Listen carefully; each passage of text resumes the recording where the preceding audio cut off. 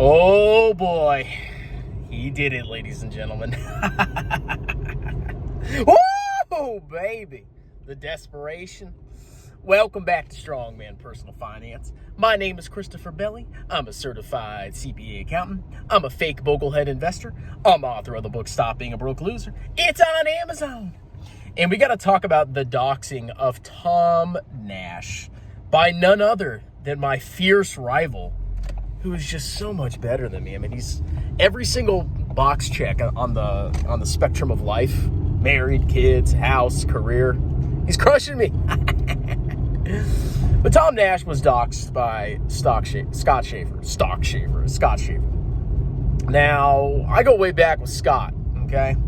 Me and Scott are rivals, apparently. But he's this guy that, had a failing YouTube channel. And he said, oh, look at this strongman guy over here talking about grifters and putting clown hair and, pee-pees on people's faces. And if I do the same thing, I can grow my channel. Now, let's not forget that Scott is basically unemployed. His full-time job, according to his LinkedIn, is YouTube content creator, which is freaking sad. Very freaking sad. But he also apparently has a dog food business that was shut down a couple of years ago. But it's because it's based in Delaware, dummy. Nobody can find that either. But the whole point of this video is that Scott Schaefer recently published a video, I think about 12 hours ago, stating that he uncovered everything about Tom Nash, and he wanted to expose him so people would know his true background. Now, do I think Tom Nash is an investing genius? No, I don't. I've done plenty of videos on his stock picks, and he's picked some garbage stocks, okay? But does that mean that I need to go and reveal personal details about his life that he has intentionally kept away from the public eye for the reason of protecting his children? I'm sure that's part of it. Should I go ahead and dox that information to the public so I can get YouTube views? Absolutely freaking not, okay? I try to tell people this all the time. There's a certain line that you can't cross on YouTube. A lot of people like to remain anonymous for a variety of reasons. Some people are trying to hide that they have no credentials. Some people don't want their whole family brought into the YouTube atmosphere drama. There's a lot of reasons people will hide their identity, and that's perfectly okay. Now, when it comes to Scott's video, Scott went balls to the wall. I mean, he found his Tom's old Russian name and how his family was related to the Communist Party in Russia, while other Russian people were being exploited by communism. So I guess Tom's an evil guy because I know his parents were related to the Communist Party somehow. That's his fault. And how he moved to Israel and how he's currently living in Georgia. Now, ladies and gentlemen, Tom has explicitly said that Tom Nash is a fake name. And funny enough, I never told you guys this, but he actually told me his full Israeli name. I know his full Israeli name. And I knew eventually that people would come out and start releasing this. But I kept it private. He told me his name in confidence, and I kept it in confidence, and I will continue to do so. Because I don't think it's right for somebody to, reveal somebody's identity simply so you can get YouTube views, okay? And, he claims he has children. I 100% believe it. And he doesn't want all the drama in his life. Now, Scott, ended his video. I was doing some taxes. I had it playing in the background. He ended his video by saying, well, out of respect for Tom, I'm not going to release his last name. And, I don't want, any people to stalk him or whatever. And it's like, dude, you literally revealed his, true name from Russia. You revealed his first name, the name that he legally changed to, and you told people where he lived, and you told them all the places that he worked. You don't think it's going to take people seconds, day, or hours maybe to find Tom's full name after you released all of that information out to the public? So here's Scott I'm justified in doing this because I didn't release his last name. His Jewish last name. It's like, dude, you've already opened the freaking can of worms, and now everybody's going to be, finding out all this additional information.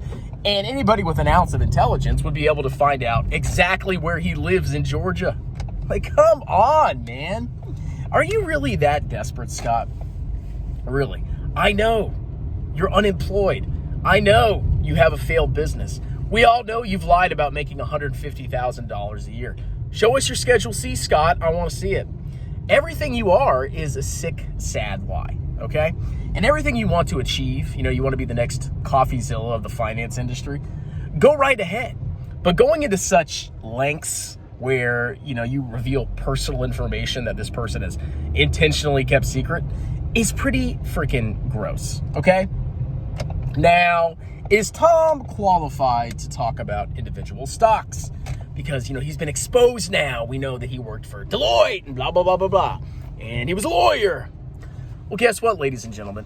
The vast majority of people on YouTube, basically everybody on YouTube, really has no qualifications to talk about stocks. And honestly, if you look at my background, am I really qualified to talk about stocks? I know how to look at financial statements. I'm an accountant. That's what I do. I'm a CPA.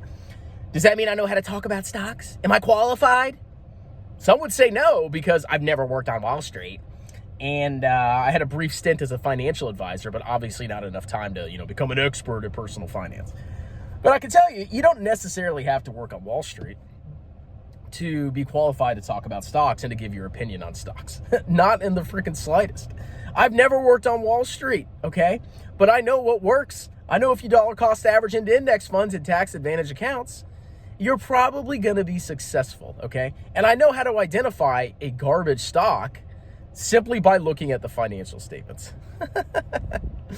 But yeah, this is, I don't know, man. This is really sad. And honestly, at this point, I get a lot of comments on my channel like, oh, Scott's taking over the grifter slayer industry and blah, blah, blah, blah, blah. If you want to go subscribe to Scott, go ahead and do it and unsubscribe from my channel. I don't want people that spend their whole lives watching YouTube channels trying to find every single thing wrong with a YouTuber, trying to find every detail of these people's lives. Because there's a lot of freaking psychos out there, a lot of psychos, and I've learned that very quickly. And they go beyond the YouTube finance space of just, oh, this guy's picked bad stocks. And they'll get to the point where they'll release people's addresses, they'll stalk them, they'll do all sorts of crazy things.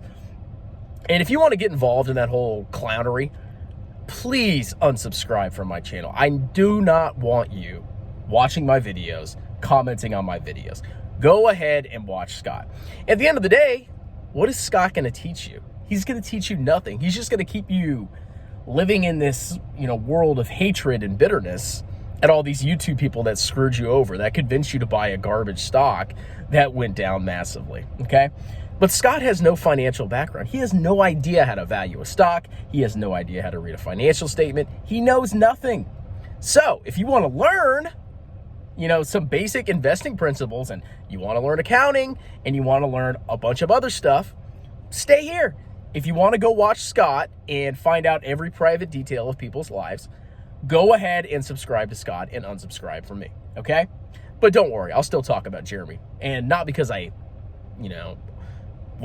going to keep talking about him because I enjoy making fun of him, okay? But I've done so many exposures of Jeremy. There's nothing left to expose. I just enjoy making fun of him. But the whole grifter slang thing, I'm just tired of it. It doesn't make a difference. And now it's just getting petty and stupid. So that's it. I'm going to go have some Taco Bell. I wonder if Scott's going to look into my background. Oh. I found the name of his ex-wife, and I found his address when he was in Killeen, Texas, and I know his wife's current name now. I know how many kids he has, and I know their full names and social security numbers. Oh my God, is Chris really qualified to talk about stocks? All right, guys. Cheers.